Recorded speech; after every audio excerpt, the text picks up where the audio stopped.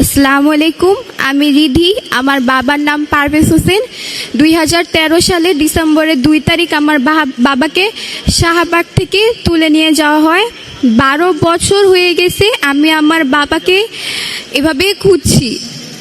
5 আগস্টের পরে আমাদের অনেক আশা ছিল যে আমরা আমাদের বাবাদের হয়তো এখন সময় হয়ে গেছে আমাদের বাবাদের ফেরত পাওয়ার, আমাদের চাচুদের ফেরত পাওয়ার, কিন্তু এখন পর্যন্ত আমরা তাদের ফেরত তো আমি তাদের খোঁজও পাইনি।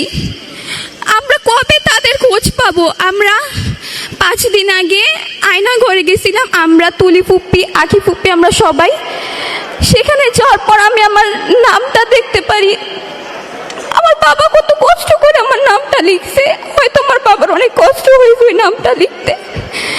আয়না ঘরের অনেক লেখা ওগুলো সব মুছে ফেলছে। স্বৈরাচার সরকার তো নাই, তাহলে কে মুছলো এগুলো? আমরা কি আমাদের বাবাদের ফেরত পাবো না? আমরা কি স্বাধীন দেশে স্বাধীনভাবে হাঁটতে পারবো না?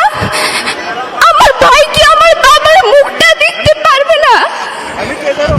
আমরা কবে বাবাদের ফেরত পাবো? আমাদের স্বপ্নগুলো কে পূরণ করবে? রাষ্ট্র যেহেতু আমাদের বাবাদের গুম করেছে, রাষ্ট্রই আমাদের দায়িত্ব নেবে। আমরা কেন এখনো এইভাবে কান্না করি? আমরা কেন এখনো আমাদের বাবাদের খুঁজে পাইনি? আমরা আমাদের যত বছর, আমরা অত বছর ধরে আমরা এভাবে যুদ্ধ করছি, আমাদের এই যুদ্ধ কবে শেষ হবে? এই সরকারের কাছে আমার অনেক কিছু আশা ছিল যে আমাদের বাবাদের হয়তো ফেরত আমাদের খুঁজে দিবে, এটার বিচার করবে, কিন্তু এখন দেখছি এমন কিছুই না। আমি আমার বাবাকে ফেরত চাই। আমি এভাবে আর কান্না করতে চাই না। আমার বাবাকে আমি জড়িয়ে ধরতে চাই। আমাদের সব স্বপ্ন কে পূরণ করবে? আমি আমার বাবাকে ফেরত চাই।